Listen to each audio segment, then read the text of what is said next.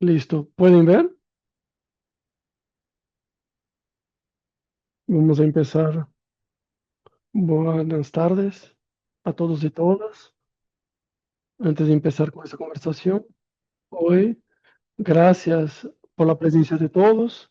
Yo soy Daniela, yo soy brasileña, yo trabajo como analista en el equipo práctico de planeamiento en el Instituto Lincoln. Y hoy yo voy a aparecer que es la red urbana que tiene como objetivo reunir profesionales de la América Latina y Caribe para explorar tendencias y imaginación de futuros posibles para la región. Vengo trabajando mucho de cerca con Giovanni Pérez, que están con nosotros aquí hoy.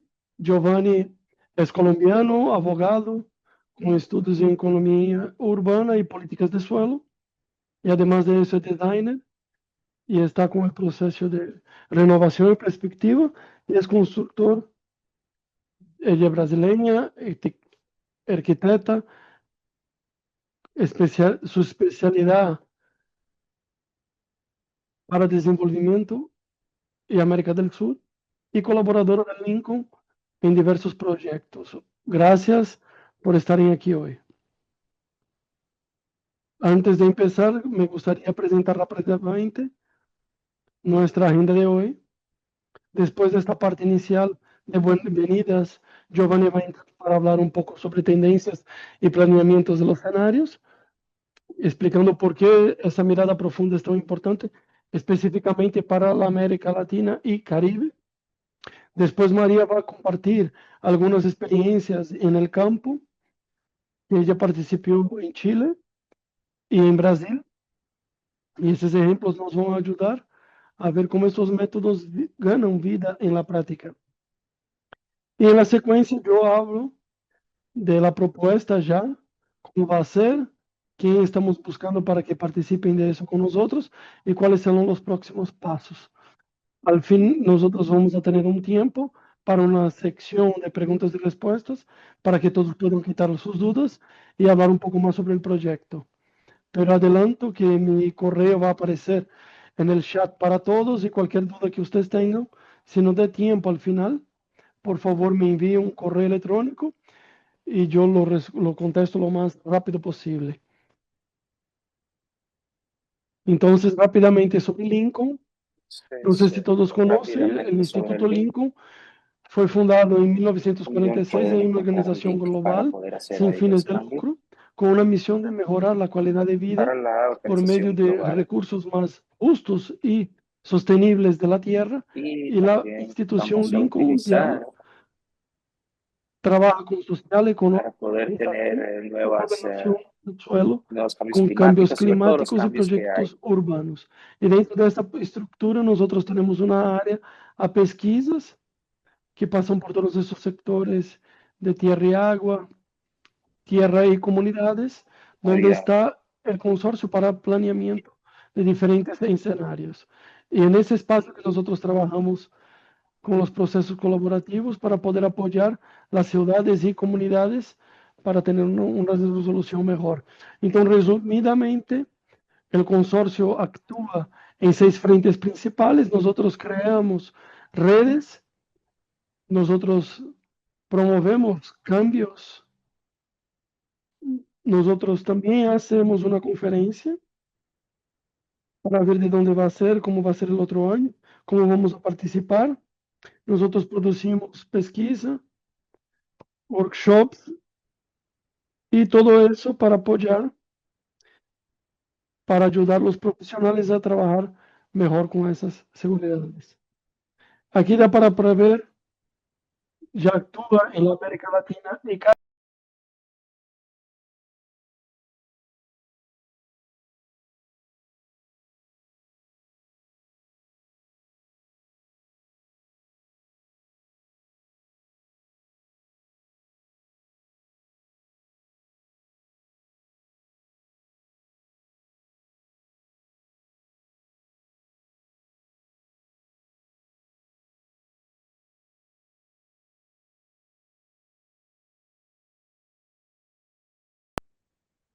Paso para Giovanni la palabra. Muchas gracias, mucho gusto estar con ustedes hoy en este proyecto que estamos todos felices de trabajar con ustedes en América Latina. Voy a hablar brevemente de cuáles son las tendencias, pero también de lo que es el planeamiento por escenarios. Y seguidamente, ok, gracias. Antes de hablar sobre el método que es el método que más trabajamos, en el Instituto Lincoln vamos a hablar brevemente sobre los estudios del futuro, que tiene una categoría transversal, pero incluye diferentes métodos de pesquisa sobre el futuro. Entonces, ustedes pueden, conocen los estudios de perspectivas, son diferentes nombres de diferentes prácticas en diferentes escuelas del futuro.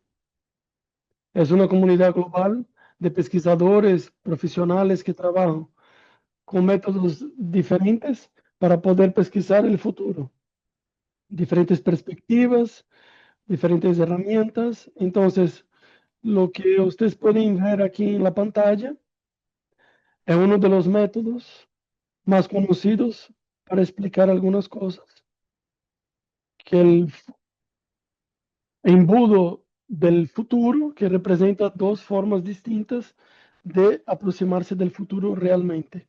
Una representación de dos reglas fundamentales del futuro. La primera idea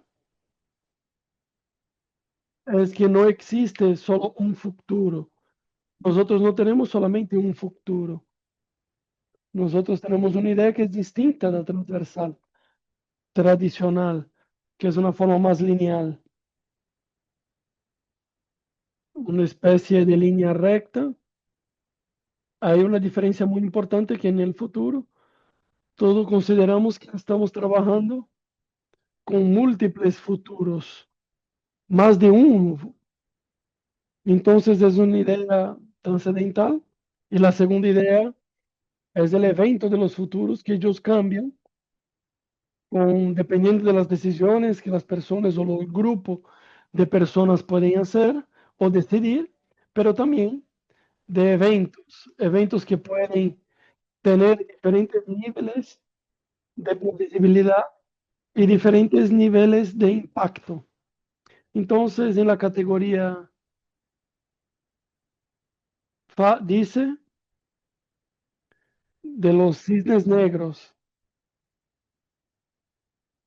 totalmente imprevisible, con efecto sorpresa. Y el efecto más sencillo de eso es la pandemia.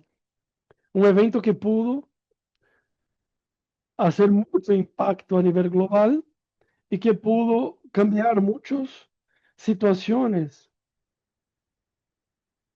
de salud en el trabajo, ¿no? Y esa idea que nosotros trabajamos solamente con futuro, ustedes pueden ver la imagen aquí a la izquierda para ver cuál es la idea de los pronósticos. La idea es trabajar con datos que son, y es posible establecer tendencias, de alguna forma intentar predecir el futuro. ¿Qué es lo que va a pasar al futuro? Entonces, próximo slide. Entonces es una mensaje clara que los estudios del futuro creen en la exploración sistemática de futuros posibles, más de uno, una idea muy fundamental de lo que vamos a hablar hoy. Por favor, siguiente. Gracias.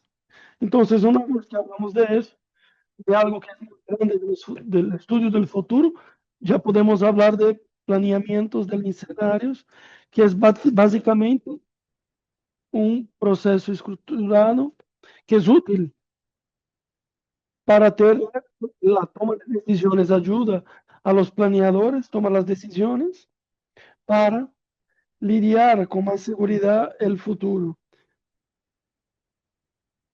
Es imposible saber qué es lo que va a pasar en la región, principalmente en el plano urbano y cualquier ciudad de la región.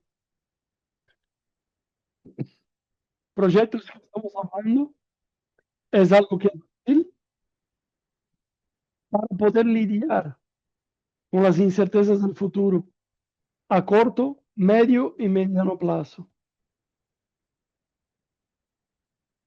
Es un proceso, o el webinar de hoy no es para hablar del método, sino para recordar rápidamente que la primera cosa que ustedes tienen que hacer es definir y establecer una pregunta que nosotros llamamos la pregunta llave, la pregunta clave que define no solamente el tema, proyecto o área. En el futuro nosotros queremos investigar. Entonces, una vez que usted establece ese sistema de pesquisa, de investigación, usted tiene que hacer una investigación adicional para establecer las fuerzas motrices que nosotros hablábamos, los factores de cambio, estas tendencias que tienen impacto directo para transformar nuestro sistema. Entonces, una vez que establecemos esos factores, esas fuerzas motrices, es posible para nosotros crear escenarios, crear distintos escenarios, describir esos escenarios y una vez que conocemos, podemos establecer o proponer propuestas o estrategias para la gestión de esos escenarios. Y finalmente, encontramos cómo vamos a monitorear la realidad para ver qué es lo que estamos más cerca de hacer. Es una síntesis muy rápida del método, pero no vamos a hablar de eso hoy. Próximo, por favor. Gracias. Una pregunta, que es una muy buena pregunta, que es, si los fenómenos de hoy, las cosas que pasan hoy, son las causas directas de las situaciones de mañana, es posible rastrearlos, encontrarlos, ver las relaciones que tienen estas situaciones. Creemos que sí, entonces hablamos de las tendencias que nosotros vamos a hablar más adelante. ¿Cómo hacer? ¿Cómo podemos rastrear?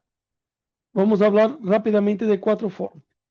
Primera categoría es la mega tendencia, que son fuerzas de largo plazo, de grande escala, que moldean el presente y los futuros.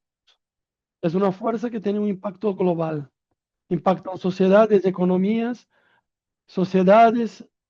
Su principal característica es que tiene un alcance global y tiene efectos locales distintos.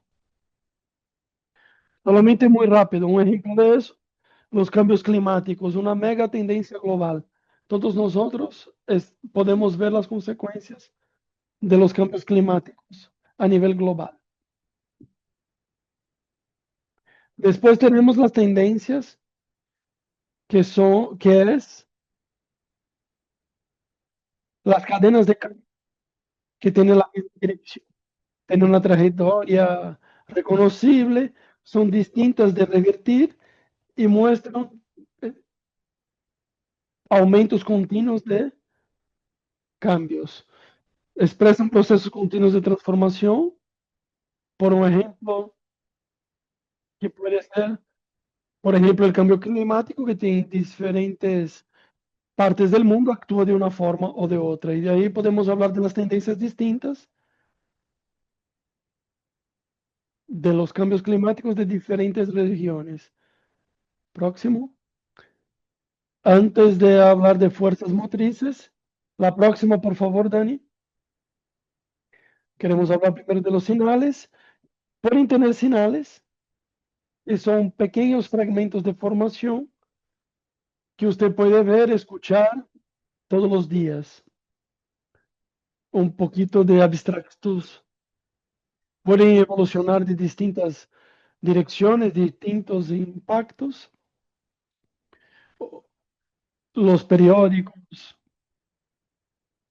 lo que se ve en la calle, las pesquisas, pequeños fragmentos de informaciones que ustedes pueden ver, escuchar todos los días. Ejemplo de eso, alcaldías creando programas para poder recibir las familias que sufrieron con inundaciones.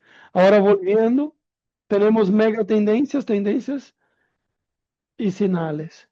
Pero ¿qué pasa cuando tenemos un sistema de pesquisa, de investigación específica? Un sistema, una pregunta clave en una región, una política pública que nosotros queremos investigar en relación al futuro. En este caso, hablamos de fuerzas motrices, que es o son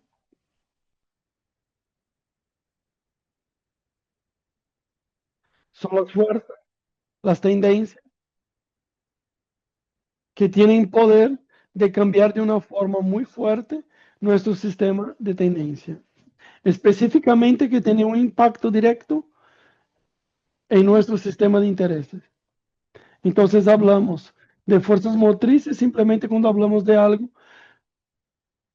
Próxima, gracias. Ahí vamos a ver un diagrama muy pequeño para una explicación muy breve.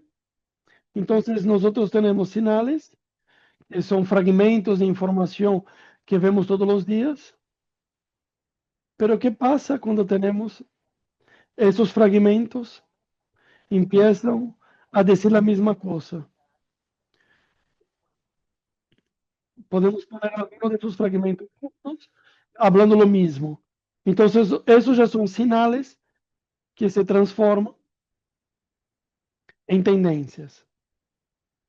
Las tendencias son una cadena de eventos que tienen una misma dirección, que van para el mismo lugar, apuntan para el mismo lugar y el mismo momento también. Pero ¿qué pasa cuando esas tendencias afectan no solamente una región, un local específico, sino que el planeta todo? En este caso, nosotros hablamos de una mega tendencia, algo muy fuerte que nos va a afectar a nivel global. Y por último, cuando hablamos de factores de cambio, tiene que ver cuando las fuerzas motrices, algún de esas tendencias afectan y tienen el poder de cambiar el sistema específico de intereses, de investigación, región, barrios, ciudades. En este caso, la tendencia tiene el poder de cambio muy fuerte. Solamente para pasar rápidamente, para ver lo que vamos a ver, que María y Dani también van a hablar luego a continuación o al final. Dani, no sé si, así mismo. Ejemplos. Pueden preguntarse cuál es la utilidad de eso, para qué sirve eso. Es útil porque nos permite identificar señales o fuerzas motrices. Voy a dar un ejemplo. Como ustedes pueden ver acá, forma las tendencias a nivel global, que es mucho más fuerte de los años 80, para poder hacerle relatos de megas tendencias, cosas distintas para el estudio del futuro de Copenhague, de Dubai, informe de megas tendencias de Ipsos, que es una empresa internacional de marketing, el sistema del Ministerio de Defensa del Reino Unido. Tenemos mucha, ¿verdad? También podemos ver los informes específicos, que también es posible investigar y pesquisar en asuntos más particulares, como informes específicos como el futuro del gobierno o gobernanza, la Comisión Europea o de la Comisión Económica para América Latina y el Caribe. Y también tenemos informes específicos, por ejemplo, en el tema de educación, de medio ambiente, y básicamente es posible también hacer para nosotros informes específicos con eso. Entonces podemos ver, al contrario de los informes relatorios de la Asociación de Planeamientos de Estados Unidos, que ellos hacen anualmente esos informes en parcería con Instituto Lincoln, que somos nosotros. Entonces es muy importante, por favor, próximo slide, porque ya vamos a terminar. Vamos a hacer un zoom y el relatorio de la Asociación de Planeamiento de Estados Unidos, porque es mucho útil crear esos informes específicamente focados en el planeamiento para nosotros que trabajamos con el planeamiento urbano, donde tenemos que tener más atención a los señales que están presentando en el ahora, que pueden ser en un futuro más próximo también, y que nosotros debemos tener mucho más atención en eso. Y también tener un entendimiento de la realidad para poder entender de estos diferentes fragmentos de la realidad, de lo que ya hablamos, lo que puede pasar en el futuro y eventualmente construir escenarios. El caso que ustedes están viendo es el caso de la seguridad social de Finlandia, para ver qué está pasando y lo que puede venir a pasar y afectar el seguro de la seguridad social en Finlandia. Tendencias, señales, megatendencias, y ahí podemos ver qué puede afectar en el futuro. Entonces, rápidamente fue lo que yo pude hablar con ustedes, y ahora María va a seguir hablando con experiencias más específicas. Gracias, Giovanni.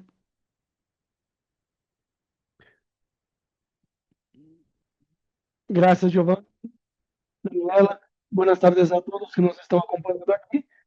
Yo voy a traer para ustedes dos experiencias que yo tuve la oportunidad de trabajar con Giovanni, una en Chile y otra en Brasil, porque nosotros queremos aterrar ese diálogo y cómo eso puede pasar en la práctica. La primera experiencia fue realizada en Chile y tiene una relación con un accidente, un desastre climático. Propiamente fue un incendio, afectó la región metropolitana de Valparaíso, provocando la muerte de 134 personas, una destrucción enorme, un evento clasificado como uno de los más grandes de los últimos 30 años en Chile, que tuvo, que tuvo origen en un acto criminal, y lo que pasó fue una suma de inseguridades, incertidumbres improbables que atravesaron el evento, porque la región era propicia para una gran, para que el fuego pudiera esparcerse de una forma muy rápida por culpa del viento, porque el viento pasaba en una forma muy atípica por un cambio climático. Entonces ellos relataron que, por ejemplo, pelotas de fuego, de selva, de jungla, que volaban, conectaban las áreas que no estaban conectadas y se esparcían de una forma avasaladora, como podemos ver aquí en esas fotos. Esa situación ya salió del control total. Nadie está preparado para algo así, porque no existía esa posibilidad que se pensaba como política pública. Y estas 134 personas murieron, y muchas murieron dentro de los carros, en una presa donde no podían dejar el local, que la única forma de salida solo había una para entrar y salir de una región completa. Y delante de eso, en una cooperación entre el Ministerio de Habitación y Planeamiento en Chile, el Instituto Lincoln, nosotros fuimos invitados para dialogar con el gobierno nacional, para pensar en algunas estrategias dentro del plan de reconstrucción que fue hecho en este lugar. Entonces es interesante que fueron varios especialistas para poder entender, tratar de entender a través de la política y tener un diagnóstico preliminar, un trabajo grande de fragmentación y desarticulación de formas políticas, porque era algo que ya había llamado demasiado la atención. Entonces vamos a forzar aquí y reforzar este plan. Y cuando percibimos que tenía todos esos problemas de articulación, nosotros propusimos esta forma para trabajar, esa oficina, para poder contestar a siguiente pregunta. ¿Por qué debemos, qué podemos implementar en las políticas públicas de planeamiento y reconstrucción para minimizar el impacto de los desastres y aumentar la resiliencia en el año 2050? Entonces, el Ministerio de Chile quiso, hizo varias reuniones para poder hablar sobre ese plan. Y ellos estaban buscando respuestas de naturaleza técnica, cómo podíamos hacer, cómo debería estar organizada la política nacional, etcétera. Y nosotros pasamos por el proceso en la oficina de planeamiento con más o menos 30 personas, representantes de todos los ministerios, porque no voy a leer, pero todos los ministerios, que eran como 30, con esa cuestión urbana y climática, que dieron respuestas y más representación, y pasamos por tres formas o blocos, como Giovanni presentó, que era cómo identificar y qué podía empeorar ese escenario e interferir en eso, y qué sería ideal de lo que hacer para tener un futuro ideal, porque yo quiero llegar ahí. Entonces, ¿qué debo hacer para llegar allá? Pero no es normal que se diga, porque, ¿y si pasa eso? ¿Y si pasa lo otro? Que cambia ese futuro. ¿Qué debo hacer hoy para poder tener ese futuro, para poder así no tener las inseguridades? Entonces, hablamos de las fuerzas motrices y las estrategias.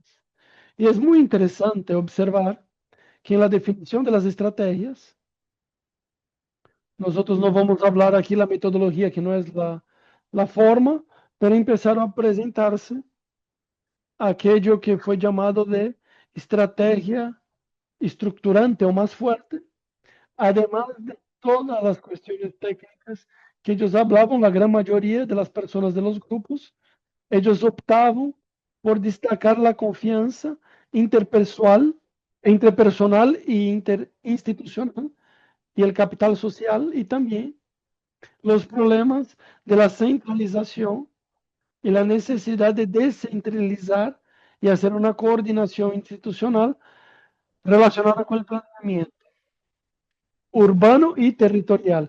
Y eso fue mostrando, por lo tanto, una coincidencia con el diagnóstico que nosotros habíamos hecho de forma previa, y además de esos puntos, los escenarios fueron siendo construidos. Habla, usted trabaja con cuatro escenarios, dos va a pasar bien, otros van a ser muy mal, algunos van a ser más o menos de los escenarios que tenemos. Y a partir de eso, de esos escenarios, cada grupo trabajaba con alguna estrategia. Con ese escenario terrible donde todo va a pasar mal, pero serían las estrategias que necesitábamos definir. Entonces, para todos los cuatro grupos, esos escenarios después fueron formados para un solo escenario estructurado. Entonces, lo más interesante para hablar del proceso en sí es que el taller de un día nosotros empezamos a lograr hacer que todos los ministerios hablasen de lo que era algo muy nuevo, de pudieran articular conjuntamente, hablar conjuntamente, y de todas las grandes estrategias que ellos hablaron, que puede ver que la más grande parte del proyecto no están relacionados con cuestiones técnicas, más sí con cuestiones que tenían relación con la fragmentación institucional de ellos, la descentralización de la política urbana en Chile, que es centralizada en el gobierno, tener una articulación más en el nivel ejecutivo con las ciudades y también con la participación de las comunidades y de los procesos, en los procesos de formulación de política. Entonces nosotros entramos con una pregunta donde se esperaba buscar respuestas técnicas y salimos con una respuesta que era evidente para quien estaba de fuera, porque nosotros fuimos viendo cómo ellos trabajaban y ellos pudieron ver ahí que si ellos pudieran intercolar entre ellos, en conjunto entre ellos y las comunidades, las respuestas serían mucho mejor, mucho más sustentables, sostenibles y mucho mejor desenvueltas. ¿Puede pasar? Entonces, ¿qué nosotros vimos en el conjunto de las descripciones cuando terminaron de hacer las estrategias? Que las acciones de diferentes grupos, ellas eran positivamente correlacionadas, indicando una consistencia en el diagnóstico. Casi todas las estrategias fueron consideradas viables para algo que tenía que hacerse a corto plazo, urgente, necesario, y cambiar la forma de trabajar. Y en general, ellas consideraban un esquema de colaboración multisectorial. Entonces eran puntos que no estaban o lo que ellos buscaban, pero fueron lo que ellos pudieron encontrar con la estrategia que realmente se necesitaba ser implementada. En el caso de Brasil, nuestra experiencia que trajimos para ustedes es una oficina desenvuelta con el Ministerio de Gestión e Información de la Secretaría del Patrimonio de la Unión, que hizo un gran cambio en su forma de trabajar. La Secretaría, hasta tiempos atrás, era una secretaría que funcionaba de forma pasiva. Ella espera, cuida del patrimonio de la Unión y destina estos inmuebles dependiendo de la demanda de los agentes políticos, operacionales, etc. Pero después de esa experiencia, que fue muy reciente, del gobierno anterior, tuvo una quiebra muy grande. El gobierno anterior entendió que el mejor para el patrimonio era ser vendido, el patrimonio de Brasil, nacional. Debería ser vendido para recaudar recursos y el nuevo gobierno creó un nuevo programa que es el inmueble de la gente, que es destinar a estos inmuebles para finalidad socioambiental, patrimonio de la Unión, antes de ser vendido o comercializado, desde que ellos tengan aptitud, van a ser destinados a la habitación, medio ambientes, urbanización de favelas, obras de estructuras relacionadas o equipamiento público. Es un gran cambio en el sentido de que invierte la lógica. La Secretaría de la Unión empieza a formar una política y no algo de demandas de agentes públicos, donde no era posible monitorear qué era lo que estaba pasando y qué pasaba con el patrimonio. Entonces, de esta manera, considerando el cambio, que es una fragilidad, considerando que estas cuestiones pueden ser fuertemente influenciadas, la Secretaría se preguntaba cuáles eran las medidas de ampliaciones de corto, mediano y largo plazo para que se pudiera consolidar el derecho institucional con la nueva lógica de programa Patrimonio de la Unión como activo estratégico públicas y para la promoción del desenvolvimiento social en el país. ¿Qué era lo que necesitábamos hacer para garantizar eso? En 2 años puede cambiar el gobierno y etcétera. Entonces, toda esa dinámica, ella se organizó. Voy a pasar aquí rápidamente para que ustedes vean que es un gran grupo de personas muy estratégicas de la Secretaría, y no solamente de la Secretaría, como otros órganos que trabajamos con horizontes con los 2050, pero también con para corto y mediano plazo. Fue como para definir el fin de este mandato. O sea, tenían servidores, no solamente del patrimonio, también del Ministerio de la Ciudad, de la Casa Civil, de la Secretaría, un grupo de personas que estaban envueltas en la destinación de los inmuebles públicos. Entonces, de la misma manera, porque nuestro tiempo aquí es corto, fueron identificados fuerzas motrices que podría, y muy claramente el grupo buscó la estabilidad política y un gobierno orientado por el mercado. Entonces, si hubiera instabilidad política, no hay relación entre Cámara, perdón, Congreso, gobierno, confusión, pelea, aprobar las leyes, presión, eso podría interferir en el programa de forma definitoria de creer que el mercado resolvería. Y eso cambiaría toda la lógica del programa. Entonces, frente a esas fuerzas, fueron hechos los escenarios donde todo pasó, era más instabilidad política y algo orientado por el mercado, que fue llamado de que desgracia poca era una tontería, donde todo era malo, y el escenario en donde todo salía bien, con una continuidad del proyecto, de estas fuerzas a favor del programa, que es el escenario que se llama Diario de Mañana. Entonces, eso de ver diferentes escenarios demuestra lo que podría pasar y lo que podría pasar. Después de eso, para cada escenario fue formadas las estrategias y todo eso que nosotros ya hablamos, que pasa aquí, puede pasar en esa dinámica o metodología.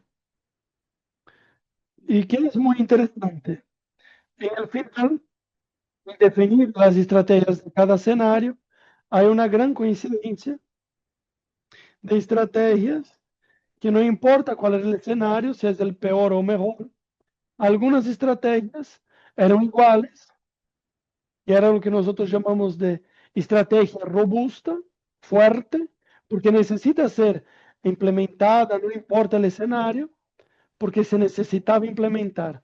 Y con una fuerza, con un conjunto de estrategias, de forma muy interesante, quedó como las más fuertes la necesidad de cambiar la legislación e incorporación política del Estado y no del gobierno, la lógica de este programa, y también la promoción de una comunicación patrimonial para que el Brasil, personas de una forma general, puedan comprender el patrimonio o el valor del patrimonio público y por qué eso es tan relevante para las ciudades y para las comunidades, principalmente aquellas que tienen menos ayuda, porque no es claro que el patrimonio de la Unión, que son las playas, las áreas verdes, las ciudades que ya fueron capitales, que tienen muchos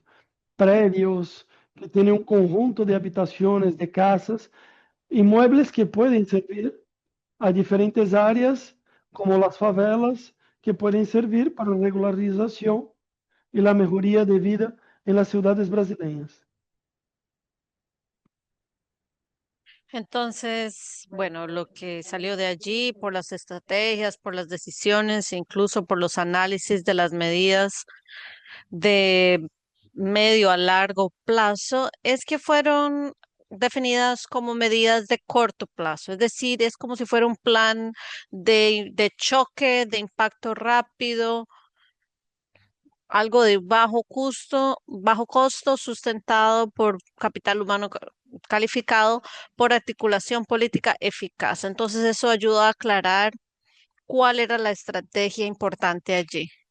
Y en ese programa habían dos grandes áreas que vimos importantes: la necesidad de hacer una transformación digital, la actualización legal de la política del Estado y también el fortalecimiento institucional para que el programa fuese poblado por los diferentes programas de la naturaleza que estamos mencionando.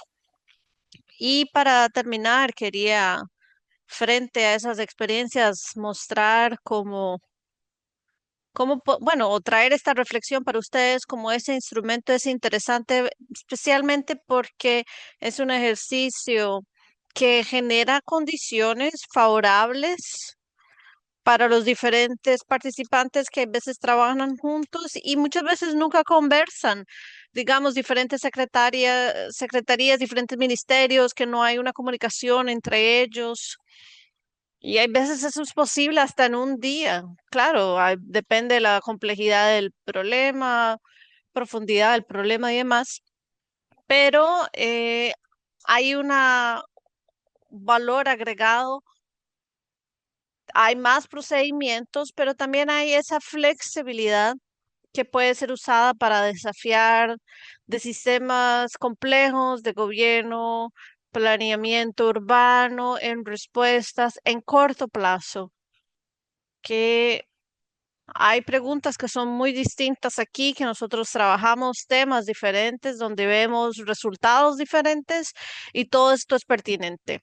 Otra cosa, otra ventaja es que puede identificar diagnósticos que muchas veces no están identificados, no son visibles, como por ejemplo en Chile. Nosotros nos reunimos para hablar de estrategias técnicas del plan y salimos con medidas institucionales, cosas totalmente que no estaba en el radar de nadie.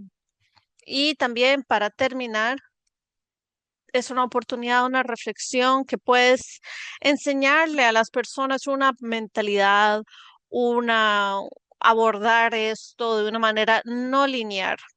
Y esto no es usual en políticas públicas. Hay personas que dicen, yo quiero llegar a este escenario, quiero llegar a este escenario donde todo va a estar bien, todo va a estar lindo.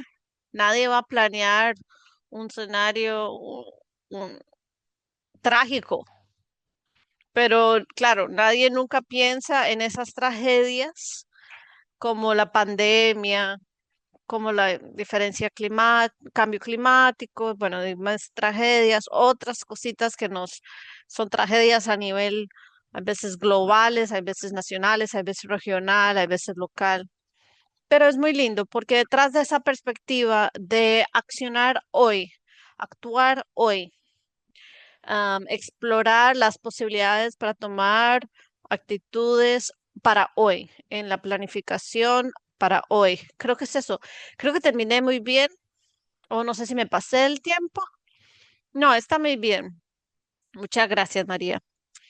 Voy a terminar aquí. Creo que no vamos a tener tiempo para preguntas y respuestas, pero como yo mencioné, mi email está ahí en el chat y todas estas informaciones que voy a traer ahora sobre la red, todo eso también va a estar en el site de Lincoln. Pueden buscar en el site o me pueden enviar un email.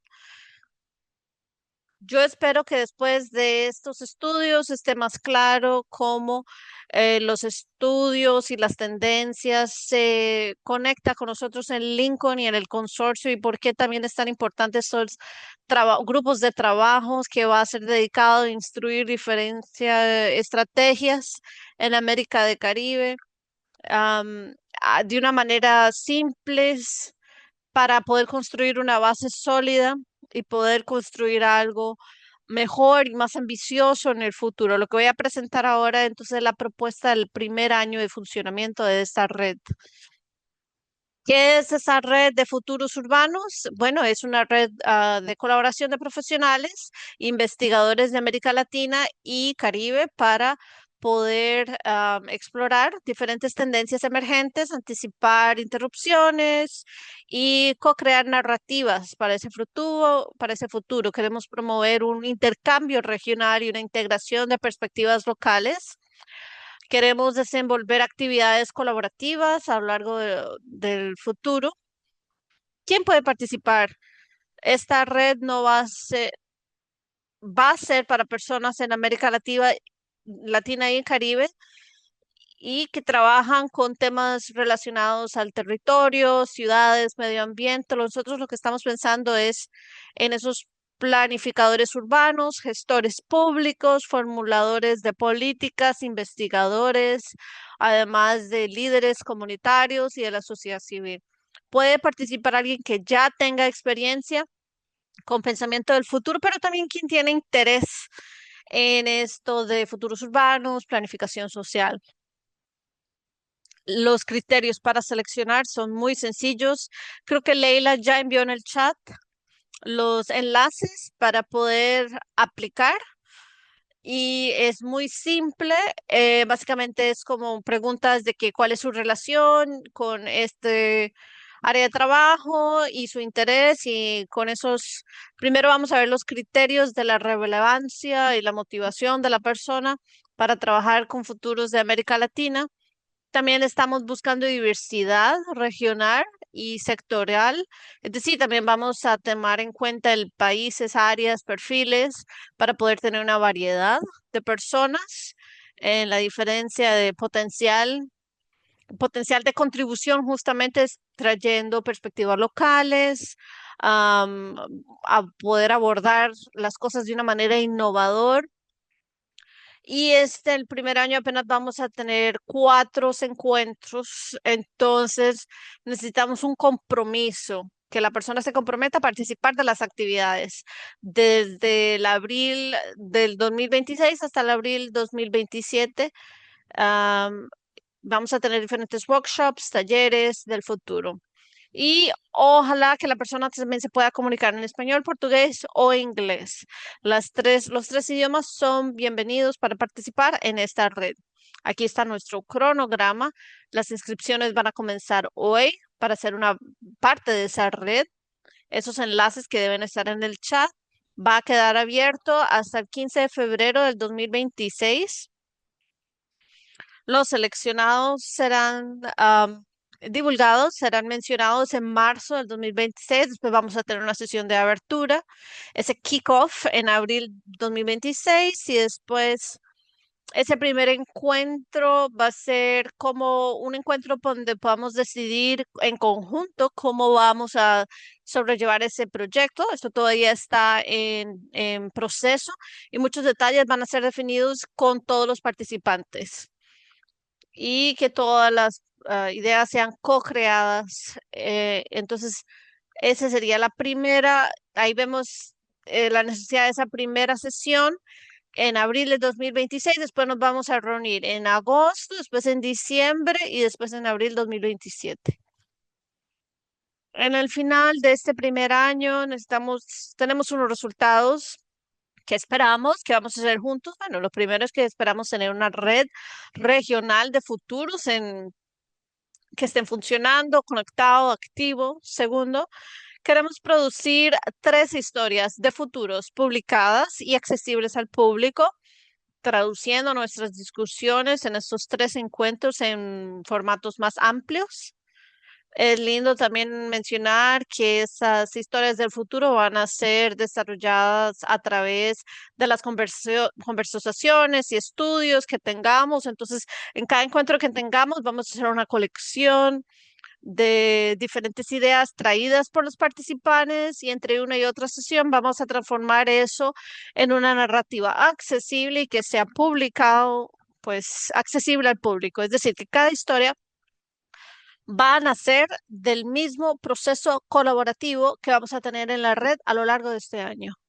Y finalmente, esperamos que esas historias, estas tendencias que vamos a desarrollar en estos encuentros, que puedan desarrollar como reflexiones, prácticas para poder apoyar esas perspectivas prácticas para apoyar planificadores y formuladores de políticas.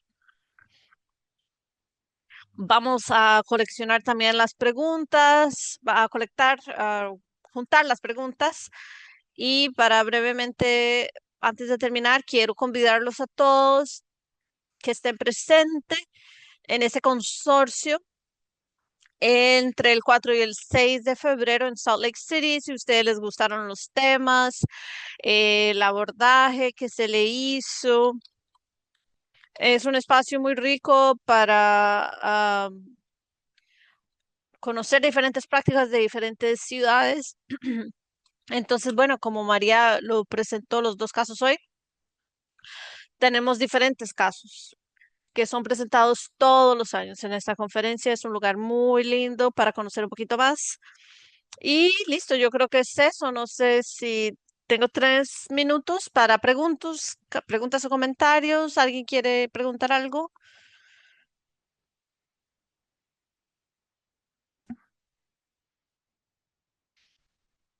Ya no se está viendo mi pantalla, ¿correcto? Correcto. 2 minutos. Bueno, vamos a ver aquí. ¿Pueden compartir la presentación? Sí.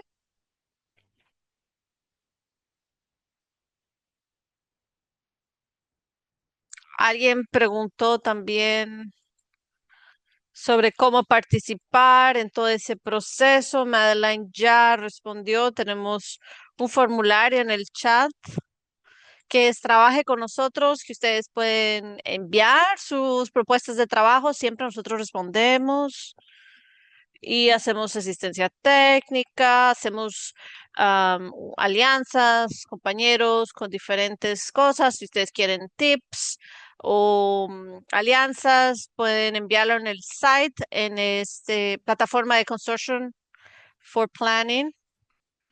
Entonces, también tenemos un tipo de periódico de actualización, una hoja informativa, pues sí, también la vamos a pasar para que ustedes estén al tanto de lo que está pasando en el consorcio y para participar de ese formulario y pueden, bueno, aquí está colocando en el chat el formulario para que puedan ver. Madeline lo compartió, está en el chat. Leila, que está como webinar 1.